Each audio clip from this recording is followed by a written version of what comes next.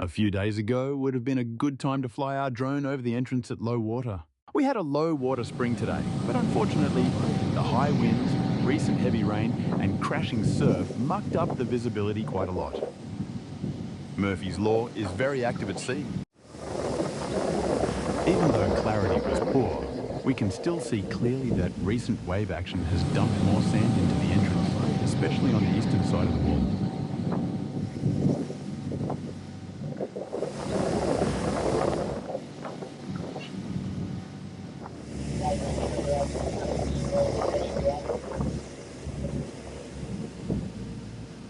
Further upriver, the shoaling continues on the piling yacht moorings and fisheries side of the river, while the La Balsa side has more depth. Today, Sunday, our gold crew had their training day. They did pop outside into the bay, but most of the day was spent working in the river. Even so, Rod Ashland and his crew had plenty to do, and Rod takes up the narrative. Sunday, August the 10th, was Gold Sunday's crew training day.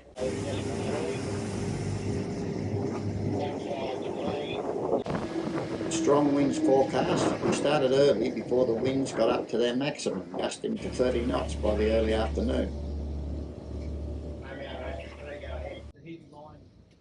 We took the opportunity to complete Andrew's internal commander's assessment for his Coxswain 1 skipper's ticket. This had been delayed, so we were keen to get it completed, and the less than ideal conditions were an additional degree of difficulty for him. We also added another twist, as a crew member of Rotary 3 lost his hat in the wind, so we rescued that as well. Well done.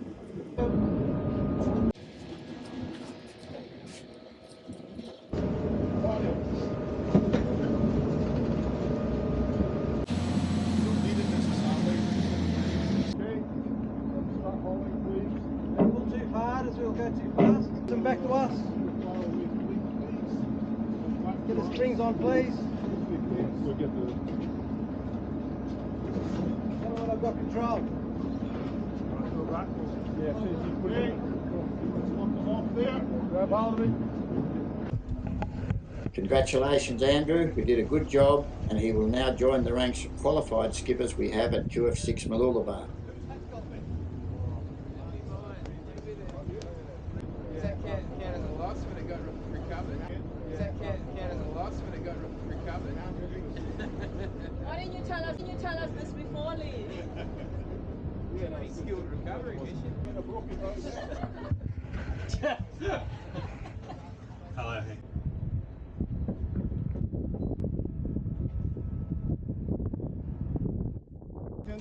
In the morning, we had reports of a yacht aground in the anchorage area, but as the owner had not contacted us and the vessel was unlikely to come to further harm, we waited for further instructions concerning this vessel. In blustery conditions and a spring tide running, one of the most demanding tasks for Andrew was to reverse onto the pontoon to within half a metre. Having completed the assessment, our next task was to investigate the drifting boat now reported hard up against the wharf pilings. You don't know anything about this, do you?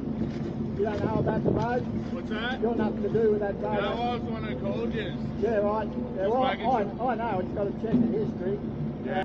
Around 1 p.m, the phone in the radio room was running hot with reports of a large, heavy steel vessel broken away from its moorings and heading for the wharf area with the potential for doing a lot of damage. That's right, we're not about that thing to go now, but it's fine. I could go around this one up here. Get us another line, if we've got another line, please. The correct procedure in cases such as this is for the owner to contact the harbour controller at MSQ, and they will authorise us to assist.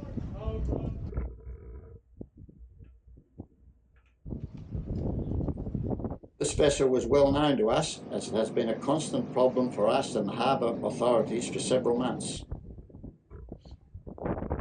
It seems to have been virtually abandoned here by its interstate owners. Old vessels that can be bought cheaply or even given away are sometimes seen as a cheap way to overcome the cost of housing by living aboard.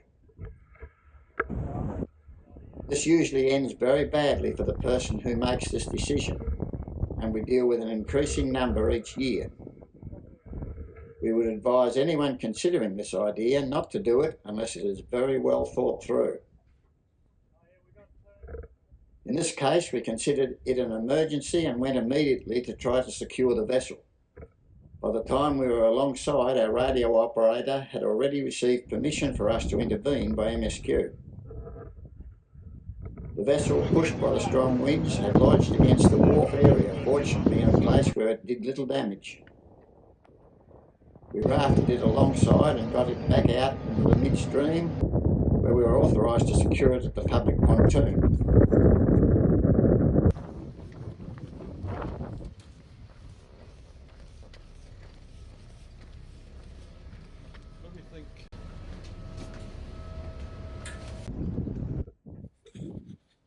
Back on our pontoon, we took the opportunity to go over some of our emergency drills, such as firefighting and bilge pumping systems.